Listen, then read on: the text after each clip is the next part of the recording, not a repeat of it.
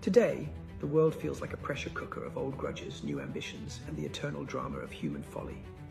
From the rain-lashed rooftops of Jerusalem to the smoky back rooms of Buckingham Palace, stories are unfolding, tangled, tense, and tinged with irony.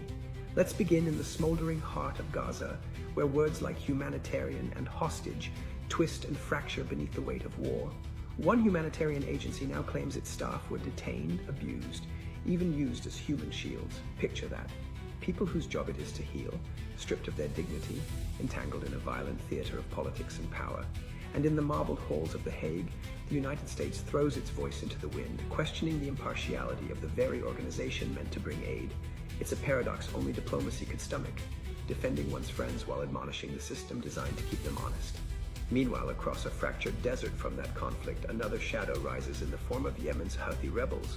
The West retaliates with strikes, a grim echo of yesterday's strategies. Has the world learned nothing from its endless cycles of ignition and retribution? But look east, and a different dance plays out. One of unlikely friendship. North Korea and Russia, those perennial outliers on the global stage, are now bridged not just ideologically, but literally. A new span of steel links the two nations, metaphor and infrastructure entwined. As economic sanctions and political exclusion push them together, their handshake across the river signals a quiet defiance to the Western order. Meanwhile, France sharpens its saber not abroad, but at home. Several fringe groups have been banned, a move wrapped in the tricolor of democracy. It's the kind of statecraft that walks the edge. Protect the republic, silence the chaos, and do it all before the 2027 presidential circus rolls into town. The prelude to power always hums with such high-minded menace. And if you're still seeking irony, look no further than Prince William. The future king is dodging the past's ghost, namely his uncle. Prince Andrew, embroiled again in the gravity of old scandals, now feels more like a royal liability than a family tie. William, with the caution of a man who knows the cameras are always rolling, is reportedly making it clear proximity is permission, and this scandal, won't cling to him. Not now, not ever. Elsewhere, India and Pakistan ratchet tension like it's muscle memory. Following a brutal attack in Kashmir, India slams shut its airspace to Pakistani flights. The choreography of retaliation resumes, with fighter jets circling in anticipation and neighbors once again bracing for fallout. And in the midst of this, nations like Saudi Arabia and Qatar gently plead from the sidelines, hoping cooler heads can prevail, hoping perhaps that history will finally take a different route.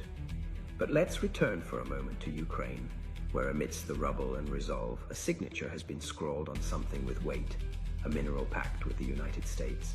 Not just a business deal, no. This is reconstruction disguised as strategy. Access to rare earths and critical minerals isn't just about batteries and satellites. It's about sovereignty, resilience, and declaring we're still in this fight.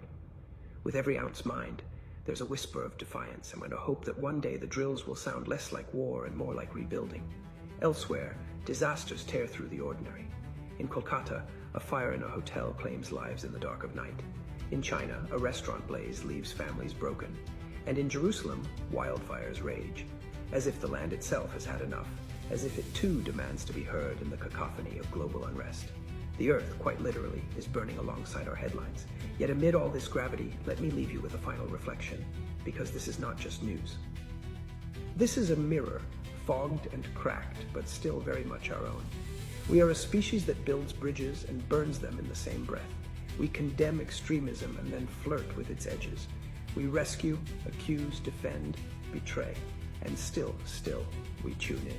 Because deep down, we know this chaos carries the scent of change. So if you're feeling the same quiet unease, that subtle thrill of witnessing a planet in motion, then join us here, right here, where truth meets charm and the world's pulse becomes our story.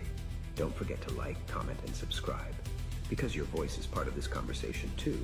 More insights, context, and sources are waiting for you in the description below. And if you've got questions or if you see something we missed, just drop it in the comments. This isn't just my monologue, it's our dialogue.